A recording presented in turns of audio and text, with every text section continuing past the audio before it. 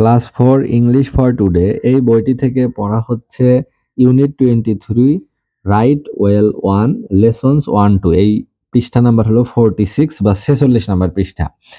তো এখানে বলছে যে add capital letters and full stops to the paragraph, অর্থাৎ নিচে যে প্যাসেজটা আছে এটা পাংচুয়েশন মার্ক অর্থাৎ বিরাম চিহ্ন বসাতে হবে, বড় হাতের অক্ষর করো, কোথায় ক্যাপিটাল লেটার হবে এবং লাইনের শেষে ফুল স্টপ ঠিক মতো দাও। তো এখানে ছবিতে চারজনকে দেখা যাচ্ছে, দুইজন স্কুল গোয়িং, একজন ছেলে এবং একজন মেয়ে, পিছনে এনাদের মনে হচ্ছে এদের প্যারেন্টস বা বাবা মা, তবু এটা প্যাসেজটা পড়লে বোঝা যাবে। বলছে যে মানিক ইজ 6 years old, অর্থাৎ এই যেখানে মানিকের বয়স 6 বছর।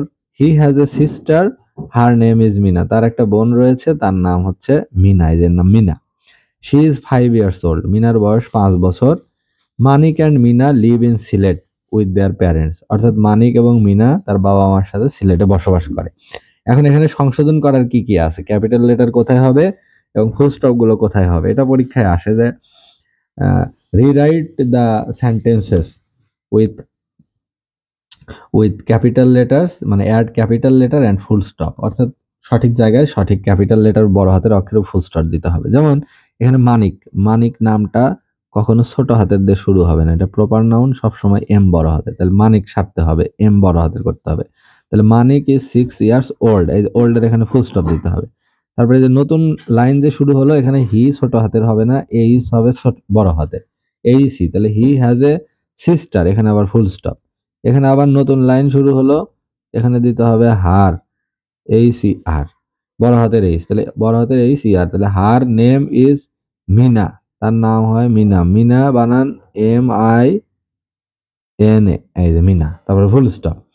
তারপরে শি ইজ, এই যেখানে এস বড় হাতের, তাহলে SAEC, তাহলে শি ইজ 5 years old, এখানে ফুল স্টপ।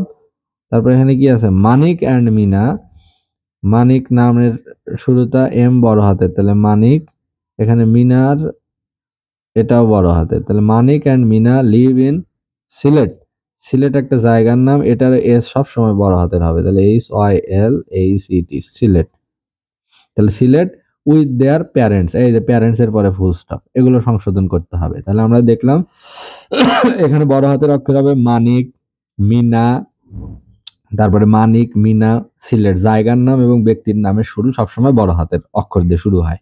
আর হয়তো প্রত্যেকটা লাইনের পরে যখন শেষ হবে তখন একটা ফুল স্টপ দিতে হয়, এবং ফুল স্টপের পরে যে নতুন সেন্টেন্স শুরু হবে সেই সেন্টেন্সের যে প্রথম ওয়ার্ড সেটার প্রথম লেটার সেটা বড় হাতের হবে, যেমন হির এইস বড় হাতের, শির এস বড় হাতের, হারের এইস বড় হাতের, এভাবে প্রথমে বড় হাতের বা ক্যাপিটাল লেটার দিয়ে যে কোনো লাইন শুরু হবে।